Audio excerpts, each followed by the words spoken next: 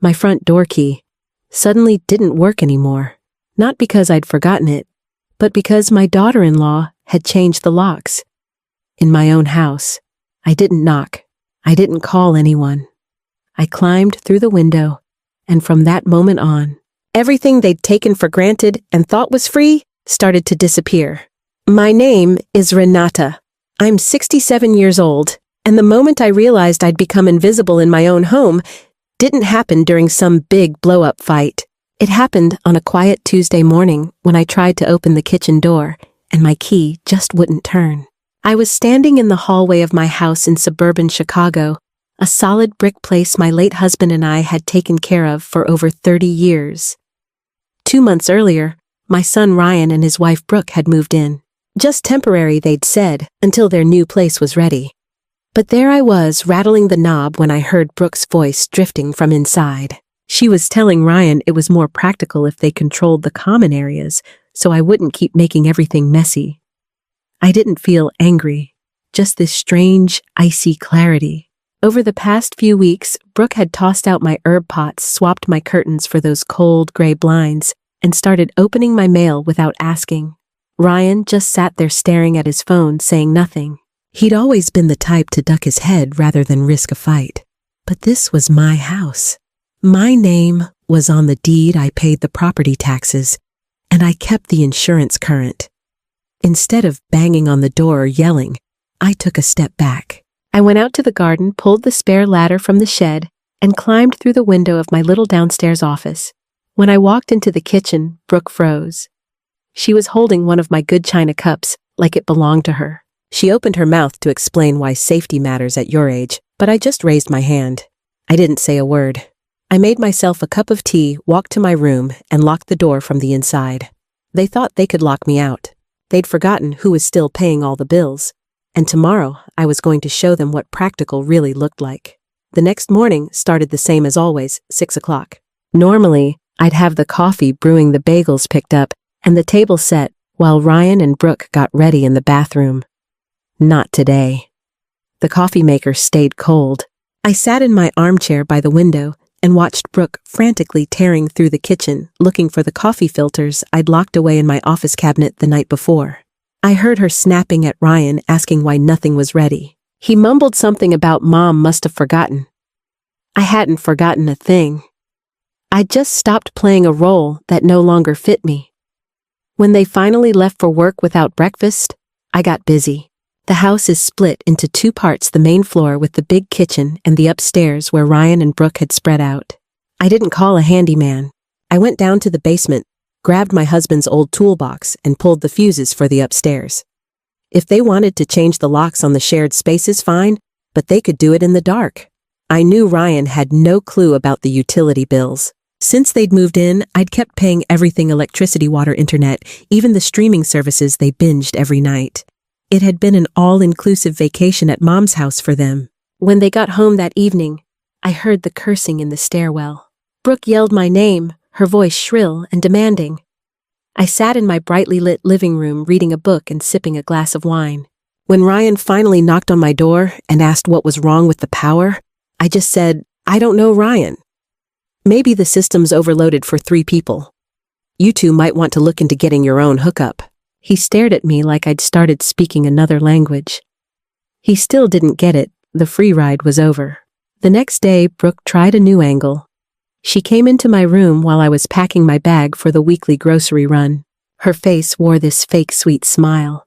She didn't apologize for the locks. She talked about little misunderstandings.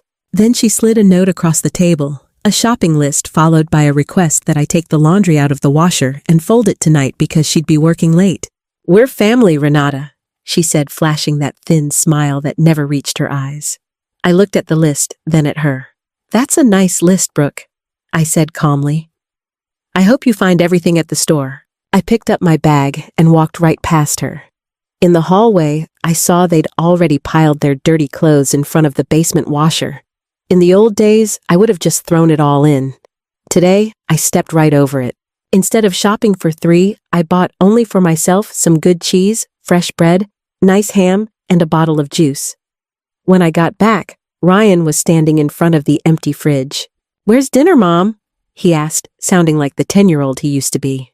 I only planned for me today, Ryan, I told him. You're both grown-ups, and you make more than I do. I thought you wanted to be independent. Independence starts with buying your own bread. Brooke got home a little later and saw the nearly empty fridge. The fake sweetness vanished instantly. She hissed something about selfishness and how anyone could treat their own child this way. I sat down at the kitchen table, unpacked my groceries, and said, "Selfish is moving into someone's house, changing the locks, and expecting the owner to cover the rent, the utilities, and the food. Starting tomorrow, I expect you to chip in for the shared spaces. Or buy your own appliances." The silence that followed was heavier than any shouting match. But it was an honest silence. In the days that followed, the house turned into a battlefield of quiet. Brooke refused to look at me, and Ryan looked like a dog who didn't know which owner to run to. They'd tried to flip the upstairs breakers back on themselves, but couldn't figure out the old panel. I'd secured it with a small padlock. It was my right as the homeowner to keep the wiring safe. Friday evening, I left 2 envelopes on the dining table, one for Ryan, one for Brooke. Inside was a detailed breakdown of the last 2 months' utilities, split 3 ways, plus a reasonable usage fee for the upstairs rooms. It wasn't a lease that would have gotten legally messy. It was a fair use agreement. I'd checked with my friend Karen, whose husband used to work in property management. "You can't do this," Brooke screamed when she saw the amount. "That's highway robbery. We're saving for our own house." I stayed calm, sipping my tea. "You're saving on my dime, Brooke. This isn't family help, it's taking advantage. If you don't want to pay, that's fine. But then the use of the shared spaces ends at the close of the month. I've already got an ad ready for senior housemates. Plenty of women my age would love a room here and would split the costs fairly." Ryan looked horrified. "You'd let strangers into our house?" I corrected him right away. "Into my house, Ryan. And yes, I'd rather share with people who actually respect me than with family who treat me like an old piece of furniture that's in the way." Brooke slammed her door. They still thought I'd fold. They thought the threat of them moving out would scare me. They didn't realize I was counting on exactly that. I'd spent my whole life taking care of everyone else. Now I was finally taking care of myself, and the price tag was clearly more than they wanted to pay. Sunday afternoon, we had our first family meeting in weeks. Brooke had calmed down, but her eyes were poisonous. She'd brought a brochure. "We've been thinking, Renata," she started, her voice dripping with fake concern. "Maybe this big house really is too much for you. The stairs, the yard, work, all the responsibility." We looked at this nice new senior living place on the edge of town. "It's really modern. If we sold the house, you'd have plenty for a luxury spot there." I glanced at the brochure. It was a pretty little prison with pastel walls. Ryan stared into his coffee cup, too scared to meet my eyes. They wanted the house. They wanted to cash in on the inheritance early by shipping me off to a home. It was so obvious it was almost insulting. "That's an interesting suggestion," I said, setting the brochure aside. "The house is big, but I found a different solution that's a little less permanent." I pulled out a paper from my folder. It wasn't a lawyer's letter, just a quote from a local contractor. "I'm having the upstairs and the attic completely separated into their own unit with a private entrance off the back stairs. I've already checked the permits. It's all legal." Brooke's face went red, then white. "And where are we supposed to live?" Ryan asked quietly. "Well, I said you can rent the new unit at market rate.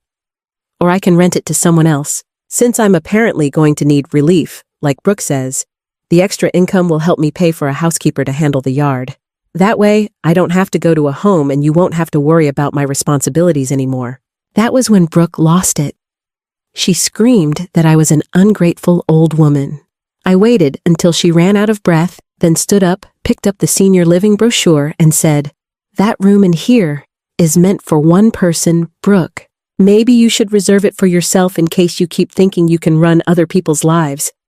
In this house, there's only one person in charge now, me." The renovation started faster than they expected. I'd saved up for it so I could get the crew in right away. Monday morning at 7, the scaffolding guys were already in the backyard.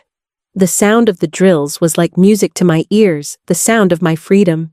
Brooke tried to send the workers away, claiming there was some misunderstanding. The foreman, a burly guy named Mr. Bauer, just looked at her blankly. The owner gave the order, ma'am.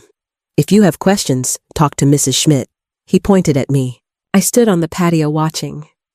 Brooke stormed back inside while Ryan tried to hide in his room. I'd made one more change, though. I'd canceled the internet. I only needed a little mobile data for my messages, so it was no big deal for me. For Ryan and Brooke, who both worked from home some days and streamed every night, it was a disaster. When Ryan came to me that afternoon, almost in tears, asking why the Wi-Fi was gone, I simply said, "I don't need it anymore, Ryan." It was an unnecessary luxury. If you need internet, you'll have to get your own service for your floor. It's probably better for security anyway. They were now living in a house with no power upstairs, no warm meals waiting, and no internet. They were like two shipwrecked sailors on an island they thought belonged to them. But the island was mine. I started bringing my husband's old furniture up from the basement where Brooke had banished it. Every piece I put back in its rightful spot felt like a victory. I packed up Brooke's cold modern decorations into boxes and set them neatly outside their door. No fighting, no big speeches, just actions. My house was becoming my home again, and they were becoming exactly what they were, uninvited guests who had worn out their welcome. The second week of the new order arrived. I'd set up a system in the kitchen. I'd bought myself a small fridge for my bedroom and completely emptied the big one downstairs. When Brooke tried to put her expensive ready-made meals in it that evening, she found nothing but empty shelves and a little sign, "Private use by fee only." She tried to provoke me by eating in the living room on purpose and leaving crumbs all over the carpet. In the old days, I would have grabbed the vacuum immediately. Today, I left them there. The next day, while they were at work, I simply locked the living room. It was my right to secure the rooms I wasn't sharing. Ryan called me from the office, sounding exhausted. "Mom, Brooke cries every night. We can't live like this. We have no internet, we can barely cook, and now you're locking us out of the living room. This is cruel." I stayed calm on the phone. "Ryan, do you know what cruel is? Cruel is taking your mother's key to her own house. Cruel is treating her things like trash. I'm not being cruel, I'm setting boundaries. You have two choices: accept my rules and pay for the comfort, or find a place where you can make your own rules." He was quiet for a long time. I could hear his heavy breathing. "We don't have money for a deposit, Mom." Brooke spent it all on the new car. That was the piece of information I'd been waiting for. They had no money because they'd been living large while I covered the basics. "That's a valuable lesson in budgeting, Ryan," I said. "Maybe you should sell the car, or Brooke can get a second job. I'm not subsidizing your lifestyle anymore." I hung up. It hurt hearing my son like that. But I knew every time I gave in, it only pushed him deeper into depending on Brooke's moods. I wasn't saving him by backing down. I was saving him by staying firm.